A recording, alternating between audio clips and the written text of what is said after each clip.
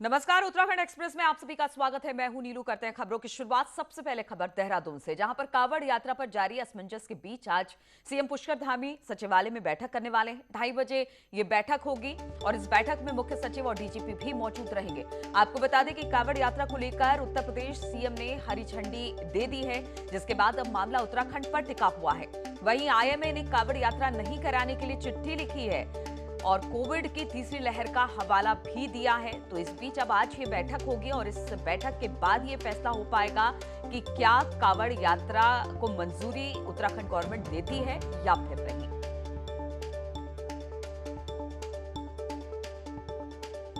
और इसी पर बातचीत करने के लिए दीपांकर इस वक्त देहरादून से हमारे साथ जुड़ गए। दीपांकर, उत्तर प्रदेश ने हामी भर दी, हरियाणा ने भी करीब करीब हामी भर दी है, लेकिन उत्तराखंड पर बात आकर टिक गई है। तो क्या आज हम ये माने कि आज फैसला हो जाएगा कि कांवड़ यात्रा होगा या फिर नहीं?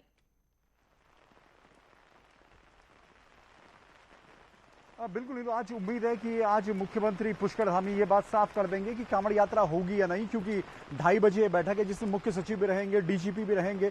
उत्तर प्रदेश के मुख्यमंत्री योगी आदित्यनाथ कल साफ कह चुके हैं कि कांवड़ यात्रा होगी। यूपी कांवड़ यात्रा को बैन करने नहीं जा रहा है, लेकिन जो ग्रुप्स होते हैं कांवड़ियों के, उनसे बातचीत की जाएगी, उनको भरोसे में लिया जाएगा, लिमिटेड नंबर रखा जाएगा।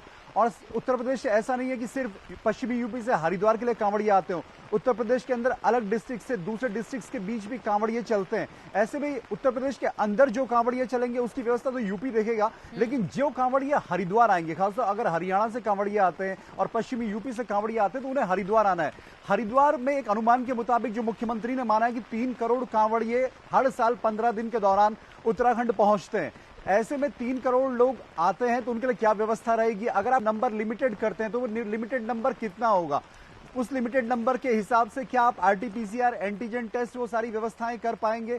25 तारीख से कांवड़ यात्रा शुरुआत होनी है, तो क्या पुलिस का जो तंत्र है, एडमिनिस्ट्रेशन है, वो वहां पर किस तरह व्यवस्थाएं बनाएगा? फोर्स का डेपुटेशन किस तरीके से होगा? हेल्थ वर्कर्स किस तरीके से लगाए जाएंगे? डबल डोज जिनको वैक्सीन की लग चुकी हो, क्या उनके लिए कोई अलग नियम होगा? जिनको सिंगल डोज लगी है, क्या उनको एंट्री मिलेगी? ऐसे बहुत सारे सवाल हैं जिस पर पुष्कर धामी को अभी प्लान करना है। और सबसे बड़ी बात यह है कि 4 धाम यात्रा इस वक्त उत्तराखंड में नहीं हो रही है। हाईकोर्ट की इस पर रोक है, जिससे एक बड़े जनता प्रभावित होती है, कई कारोबारी प्रभावित होते हैं, तीर्थ पुरोहित प्रभावित होते हैं। ऐसे में अगर आप 15 दिन की कांवड़ यात्रा करेंगे, कुंभ हम यहां पर देख चुके हैं, उसमें फर्जी टेस्टिंग हुई, कुंभ की अव्यवस्थाओं को लेकर पूरे देश में उत्तराखंड बदनाम हुआ। ऐसे में क्या 15 दिन की कांवड़ यात्रा खोलकर आप एक नई मुसीबत सर पर लेंगे? बिल्कुल, तो सरकार के सामने कुंभ भी था जो पीछे हुआ और देखा सबने क्या हुआ। अब पर्यटन स्थल खोले गए हैं, वहां पर भी लोग भारी तादाद में पहुंच रहे हैं। ऐसे में कांवड़ यात्रा को लेकर किस तरह का डिसीजन होगा, दीपांकर, ये देखने वाली बात होगी। बहुत बहुत शुक्रिया आपका तमाम जानकारी देने के लिए।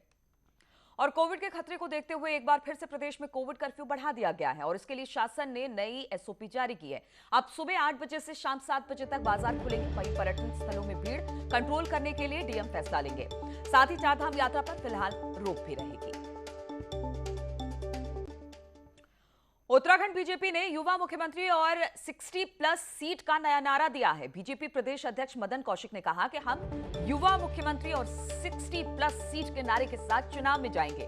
बीजेपी के प्रदेश प्रभारी, मूर्चों के प्रदेश अध्यक्ष, जिला अध्यक्ष और संगठन के जिला प्रभारियों की मीटिंग की गई है, जिसमें यह नारा दिया गया। साथ ही बीते दिनों रामनगर चिंतन शिविर में दिए गए कार्यक्रमों को शुरू करने के निर्देश दे दिए गए हैं। युवा मुख्यमंत्री और 60+, ये हम लोगों ने संकल्प के साथ हमने चुनाव अभियान शुरू किया है कि युवा मुख्यमंत्री और 60+ सीट। इस अभियान के तहत हम जनता के बीच में जा रहे हैं।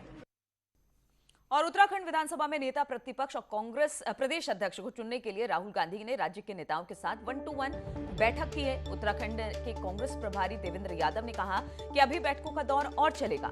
1-2 दिन में नेता प्रतिपक्ष के नाम का फैसला हो सकता है। साथ ही प्रदेश अध्यक्ष पर भी सभी के साथ बैठक कर फैसला किया जाएगा। वहीं आज फिर राहुल गांधी से उत्तराखंड नेता, कांग्रेस के जो नेता है वो मिलेंगे, जिसमें पूर्व सीएम हरीश रावत, प्रदेश अध्यक्ष प्रीतम सिंह रहने वाले हैं। 1-2 दिन में निश्चित ही इन सभी पहलुओं पर जो चर्चा हुई है उसमें ये भी एक पहलू निश्चित ही आया होगा।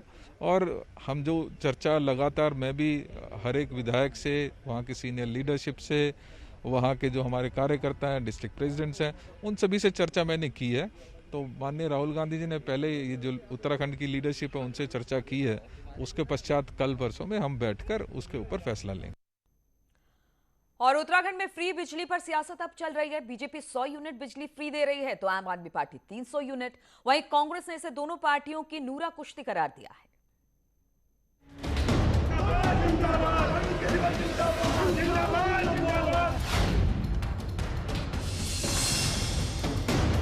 चुनावी साल में फ्री बिजली के दावों की होड़ उत्तराखंड में शुरू हो चुकी है, जिसका सीधा फायदा राज्य के 23 लाख परिवारों को मिलेगा।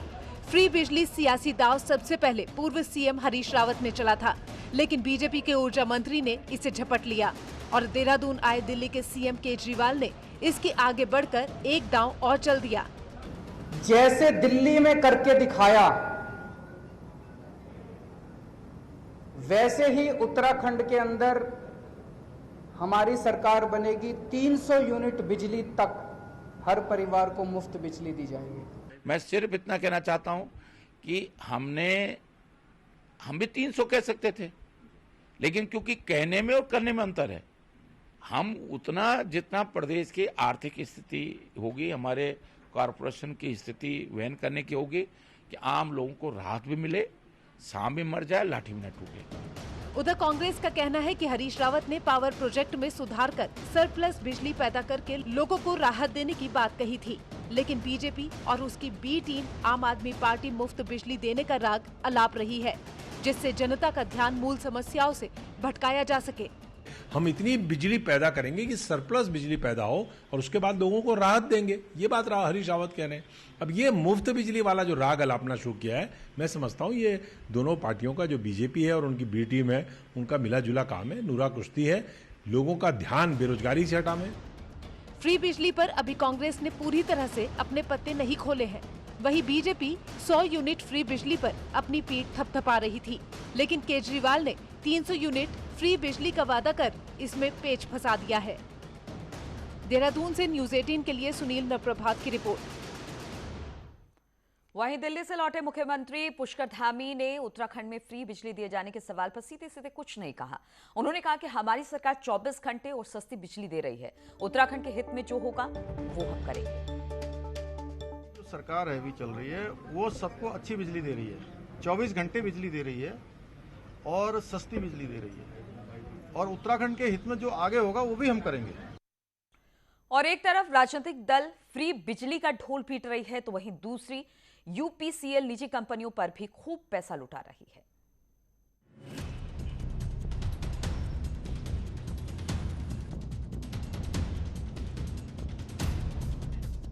उत्तराखंड पावर कॉर्पोरेशन ने साल 2020 में एक टेंडर आवंटित किया, जिसमें विभाग में एक हेल्प डेस्क खुलनी थी।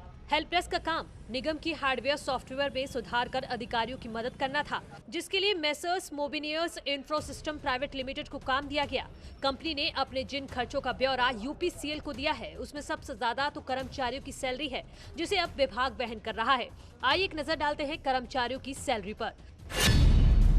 रिसेप्शनिस्ट की हर महीने की सैलरी 2,30,000, फ्रंट डेस्क एग्जीक्यूटिव की salary 2,28,000, caller tablet home visit की सैलरी 2,29,000, मैनेजर की सैलरी 4,08,000, सिक्योरिटी गार्ड की सैलरी 2,40,000।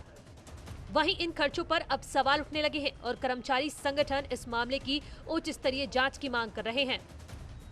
ऐसी दशा में इन कंपनी के एक कर्मचारियों को, किसी को 1.5 लाख, किसी को 2 लाख रुपए प्रति माह भुगतान करना, ये बड़ा आश्चर्यजनक है और गंभीर मामला है।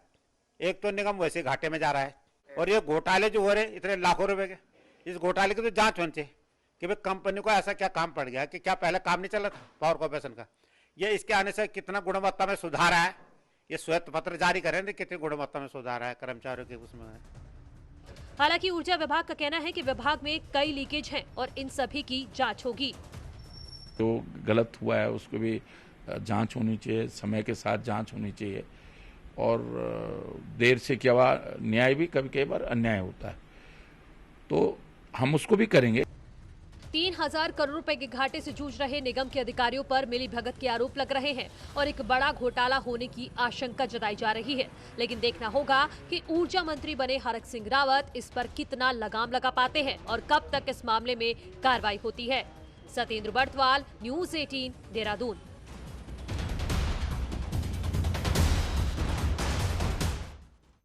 और बीजेपी के राज्यसभा सांसद अनिल बलूनी ने कहा कि उत्तराखंड में जल्द ही टाटा कैंसर इंस्टीट्यूट की स्थापना होगी, जो उत्तराखंड के स्वास्थ्य सेवा में मील का पत्थर साबित होगा।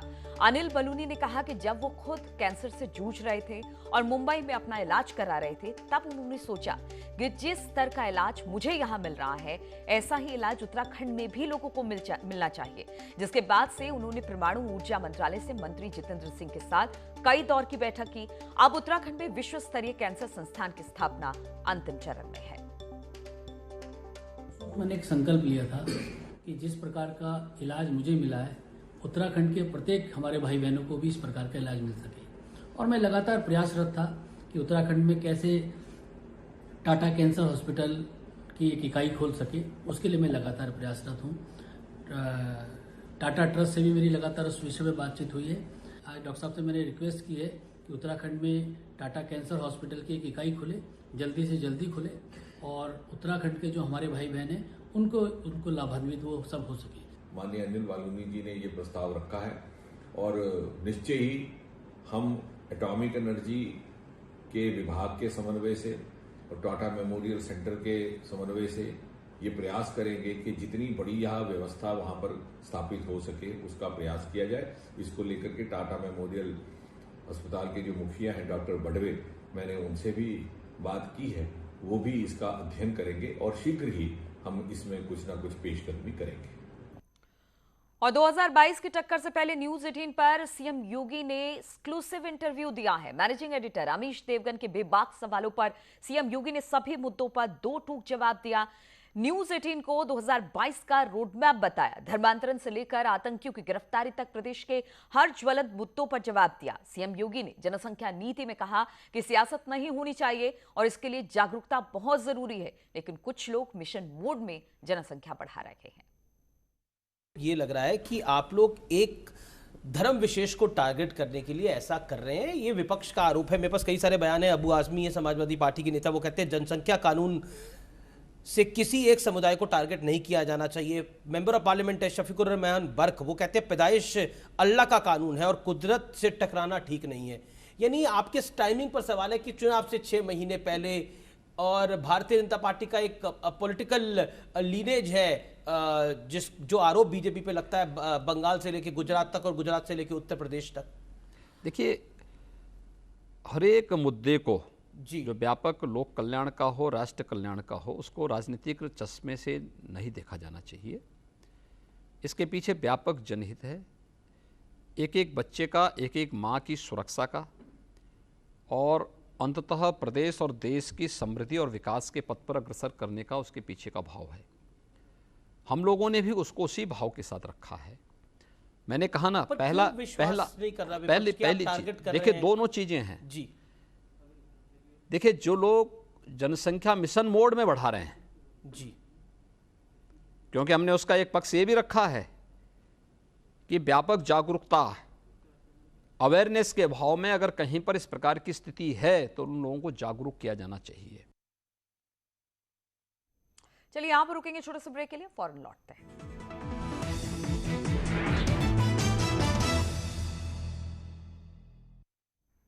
और ब्रेक के बाद नैनीताल से खबर लेते हैं, जहां पर अपने गांव को गेटेड कॉलोनी में तब्दील होने से बचाने के लिए नैनीताल जिले के छतोला गांव के स्थानीय आगे आए हैं।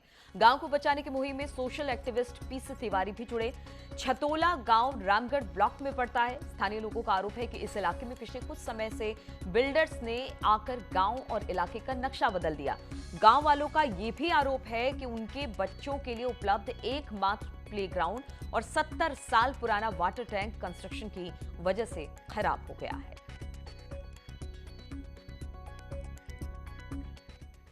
और हल्द्वानी से खबर है कि कभी इलाज में लापरवाही तो कभी मरीजों की तीमारदारों के साथ मारपीट की खबरों को लेकर अक्सर सुर्खियों में बना रहने वाला सुशीला तिवारी अस्पताल एक बार फिर से चर्चा में है। अस्पताल में अपने पिता का इलाज कराने आए एक स्थानीय का कहना है कि इलाज को लेकर डॉक्टर के साथ बहस हो गई। आरोप है कि कुछ जूनियर डॉक्टर्स ने इस दौरान तीमारदारों की बुरी तरीके से पिटाई कर दी। इस दौरान कुछ लोगों ने घटना का वीडियो बना लिया। अस्पताल प्रबंधन और पुलिस का कहना है कि वो मामले की जांच कर रहे हैं। डॉक्टर अगर दोषी मिले तो उनके खिलाफ भी कार्रवाई की जाएगी। तो ये तमाम खबरों के साथ इस बुलेटिन में फिलहाल इतना ही। रुकेंगे छोटे से ब्रेक के लिए, लेकिन ब्रेक के बाद भी लगातार खबरों का सिलसिला जारी है।